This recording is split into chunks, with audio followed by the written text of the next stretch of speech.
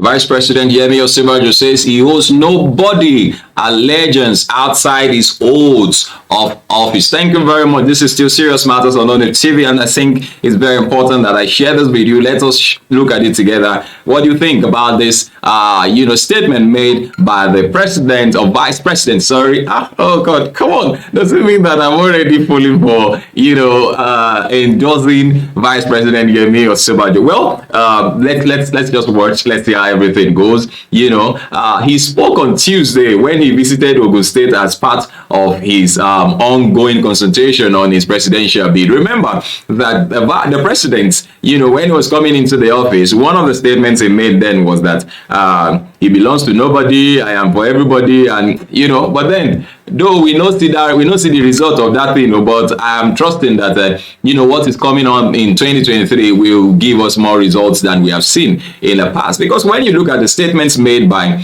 all the aspirants, especially those who are in the on the APC platforms, they seem to be just trying to find a way around not messing up the antecedents of what APC have done, what APC administration is like, and they seem to all be saying just about the same thing they said when they were coming in 2015. If you are still talking about security, because what we're expecting then, like I mentioned in one of my videos, what we're expecting then is that with President Muhammadu Buhari coming into office, being an ex-military man,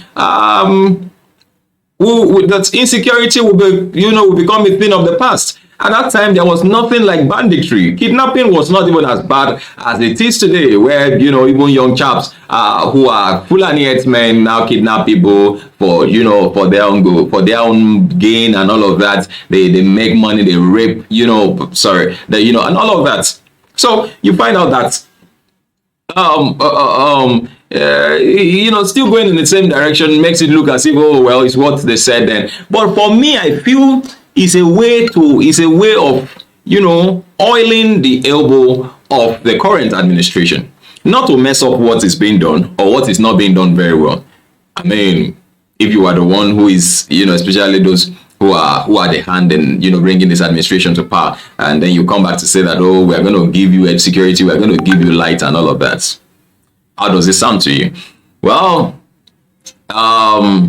like I said, he spoke when he was when he went to Ogun State. The VP said he was not in the state to campaign, but to inform his people of his intention to run for the office of the president. Osinbajo said he had consulted widely across all sections of the society, including the president. With President Muhammadu Buhari before he threw his hat into the ring to succeed his boss. Recounting his contributions to the present federal government, Osinbajo said he was actively involved in the judiciary reform and its repositioning to work optimally and ensure that judges are adequately enumerated. He said his working with Buhari has exposed him to governance at the highest level and placed him in a position to tackle serious issues concerning economy and security, among others. The vice president's position is an opportunity to serve, and I have served with ultimate loyalty. I put everything into my work. I am a candidate who will hit the ground running when I am elected. He went on to say that he will not need to wait for 2 years before he knows what to do.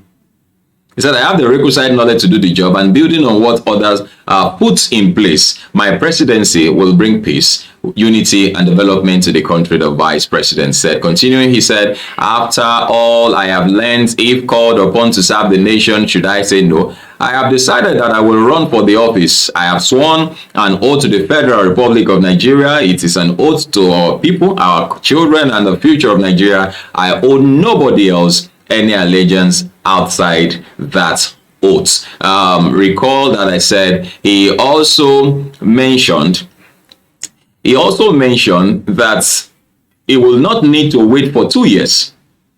He said, I won't spend 2 years trying to decide what to do.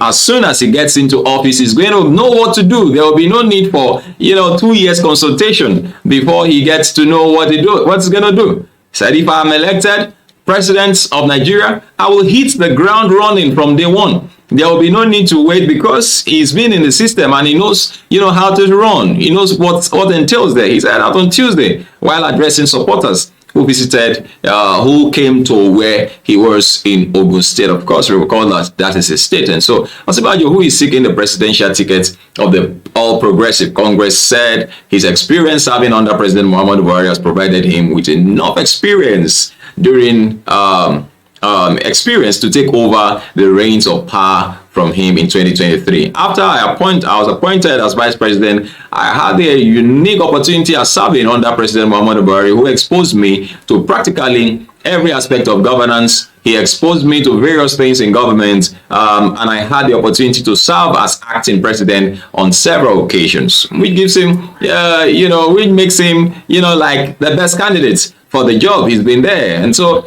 some people said, but he's been a part of the government since 2015. Well, he is a vice president, not the president, and so there is a limit to what the vice president can do based on the constitution. He said, I know that governing at a high level requires some experience, and after a period of 7.5 years of working as vice president, seeing what many people have never seen, being able to participate at both local and international level of governance, I know that God didn't provide those opportunities simply so that I will go and sit down and write my memo. No, God does not make mistakes. He provided those opportunities such that one day I will be called upon to serve in a higher capacity, to serve as president. The opportunity to do so is an important one, and let nobody tell us any story. The truth of the matter is that anywhere I have served with utmost loyalty. That's like commenting on the rumor making the rounds that he betrayed and all of that. And so total commitment and loyalty is that I have put my reputation on the line. Sometimes even life, there is nowhere that those I served will not say I put in everything to make sure they succeed. Well, that is the vice president when he visited Ogun State. With utmost humility, it is now evident that if there is anybody, any candidate or aspirants, who on day one can't hit the ground running, who on day one knows what to do, who will not spend another 2 years trying to decide what to do, that person is your son, Oluyemi Osinbajo. That is the objective truth. So I want to say to you that the opportunity that has come to me, that has come to you as brothers and sisters from Remo, is one we should approach diligently with commitment and prayers. If God allows, it will be a great thing indeed for Remo, Ogun State, our country. I believe I have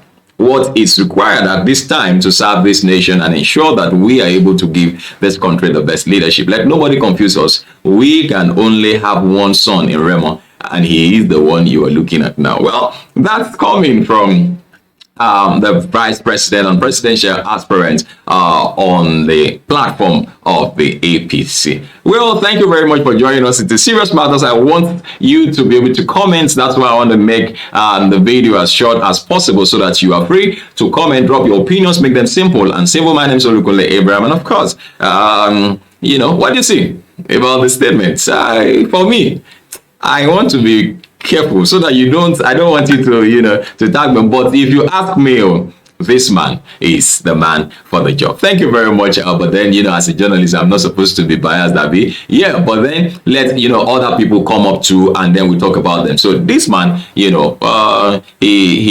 makes sense. It makes sense. What about you? Drop your comments. Make it simple. Thank you very much.